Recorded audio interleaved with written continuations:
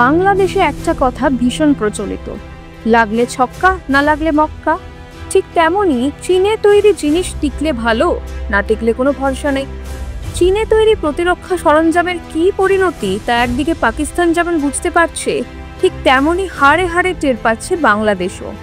গত 21শে জুলাই ঢাকার উত্তরার কাছে মাইলস্টোন স্কুলে ভেঙে পড়েছে বাংলাদেশ বায়ুসেনার প্রশিক্ষণ যুদ্ধ বিমান। এই দুর্ঘটনাগ্রস্ত বিমানটি F-7 BGI চীনের একটি সংস্থার তৈরি।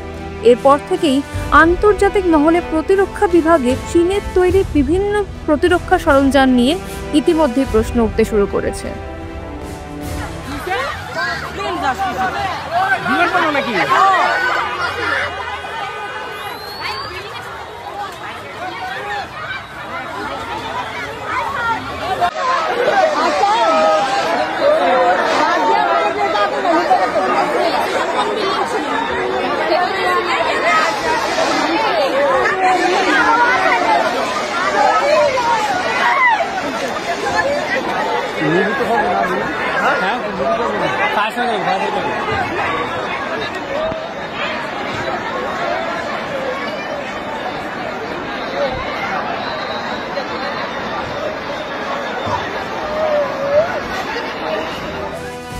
বাংলাদেশ বায়ুসেনার F-7 BGI বিমানটি তৈরি করেছে চীনের চেডং এয়ারক্রাফট কর্পোরেশন।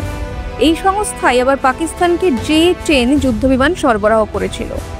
ভারত অপারেশন সিন্দুরে ব্রাহ্মসকে ব্যবহার করে পাকিস্তানের এয়ার ডিফেন্স সিস্টেমকে ধূলিসাৎ করে দিয়েছে। আবার চীনের কোম্পানির তৈরি পাকিস্তানের রেডার সিস্টেম চুরমার করে দেয় ভারতীয় বায়ুসেনা। আর তাই চীনা সংস্থার বিমানের নিরাপত্তা নিয়ে ইতিমধ্যেই প্রশ্ন উঠতে শুরু করেছে।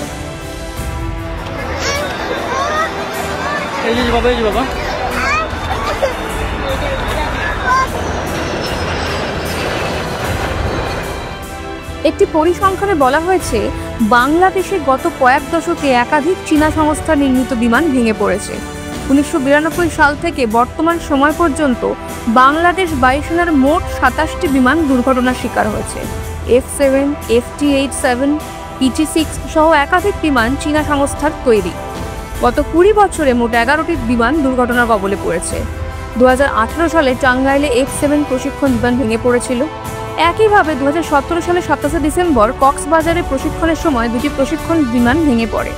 আবার 2015 সালের 1 এপ্রিল রাজশাহীর শাহ মকবুল বিমানবন্দরে প্রশিক্ষণ বিমান ধ্বংস হয়ে এক পাইলটের মৃত্যু পর্যন্ত হয়েছিল। যুগোপযোগী না হলে এটা নিয়ে তো ফ্লাই করে আপনি কিছু করতে পারবেন না। এগুলো রিপ্লেসমেন্টের জন্য তো বহুদিন ধরে আমাদের চেষ্টা করছি, আমাদের সরকারের সাথে এগুলো নিয়ে দেন দরবার হচ্ছে। নতুন আধুনিক প্রযুক্তির একটা বিমান, ফাইটার বিমান যোগ হওয়ার এটা লং ওভারডিউ, দীর্ঘদিন আগেই এটা হওয়া উচিত ছিল। কন্টিনিউয়াস প্রসেস, কিন্তু সত্যিকার অর্থে আমরা গত 20-25 বছরের মধ্যেই আর কি আগাই নেই এই ব্যাপারে। বিশেষজ্ঞদের মতে এই বিমানটি রাশিয়ার MiG-21 যুদ্ধ বিমানের থেকেও সস্তা। F-7 বিমানের সরঞ্জাম মানধাতা আমলের। কেন এই পুরনো এয়ারক্রাফটগুলিকে ঢাকার মতো ঘিঞ্জি জনবসতিপূর্ণ এলাকায় চালানোর অনুমতি দেওয়া হলো, তাই নিয়ে ইতিমধ্যেই প্রশ্ন উঠতে শুরু করেছে। অপরদিকে মৃতদের পরিসংখ্যান প্রকাশের দাবি নিয়ে রাস্তায় নেমেছে ছাত্র সমাজ।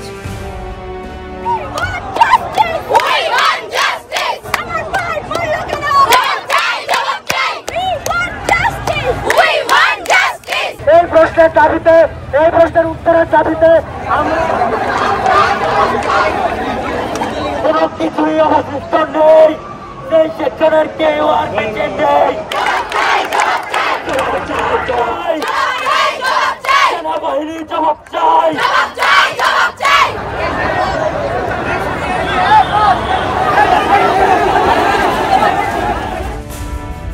বাংলাদেশ এমন একটি দেশ যা বারে বারে ভারত বিরোধিতা করে এসেছে। মোহাম্মদ ইউনূস ক্ষমতায় বসার পর থেকেই লাগাতার ভারত বিরোধী মন্তব্য করেছেন। ভারতের উত্তর পূর্বের 7 রাজ্যকে বিচ্ছিন্ন করার হুমকিও দিয়েছেন ইউনূস। চীন সফরে গিয়েও ভারত বিরোধী নানা মন্তব্য করেছিলেন। বাংলাদেশের অস্থিতিশীল সরকার ভারতের সঙ্গে সম্পর্ক তিক্ততার পর্যায়ে নিয়ে যায়। এমনকি প্রাক্তন সেনাকর্মীরাও মাত্র 4 দিনে কলকাতা দখলের হুমকি দিয়েছিলেন। আমি মেজর শরীফ, আমি বলে দিচ্ছি ভারতকে যে ট্রেনিং আমরা নিয়েছি, যে যুদ্ধ আমরা করেছি, আমরা শুধু 2 লক্ষ সৈনিক না, আমাদের সাথে 18 কোটি জনগণ আছে। আমাদের ট্রেনিং, আমাদের দক্ষতা ভারতের চেয়ে অনেক বেশি। আমরা যদি একবার সাহস করে আমার দেশকে যুদ্ধ করবে, আমরা বলে দিচ্ছি 4 দিনের মধ্যে আমরা কলকাতা দখল করে নেব। আমরা দখল করে নেব, আসাম দখল করে নেব। বাংলাদেশের সামরিক বাহিনী, ছাত্র জনতা আমরা একত্রে আছি। আমরা রাওয়ার 5000 সদস্য, এই 5000 সদস্যের মধ্যে অর্ধেকই নবীন, 2500 আমরা যুদ্ধের মাঠে যেতে পারি। আর এর সাথে যদি 30 লাখ ছাত্র জনতা যোগ হয়, তাহলে ভারত তো দূরের কথা, আমেরিকাও আমাদের সাথে টিকবে না ইনশাআল্লাহ। ভারত আমাদেরকে উত্তেজিত করার জন্য এটা করছে। ভারত জীবনও আমাদের পাবে না।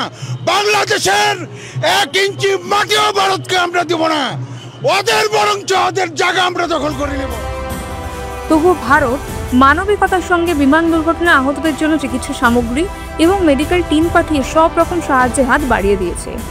যে দেশকে পাক হানাদারের হাত থেকে মুক্ত করেছে ভারত, আজ সেই দেশেরই কট্টর মৌলবাদী জামাত এবং একাধিক জিহাদি সংগঠন অতি সক্রিয়ভাবে ভারতের বিরোধিতা করছে। কৃতজ্ঞতার নামগন্ধ পর্যন্ত নেই। এই ঘটনার ভারতের মানবিক পদক্ষেপ কি বদলাতে পারবে আপামর বাংলাদেশিবাসীর মন? প্রশ্ন উঠছে তা নিয়েও। ব্যুরো রিপোর্ট, মাধ্যম।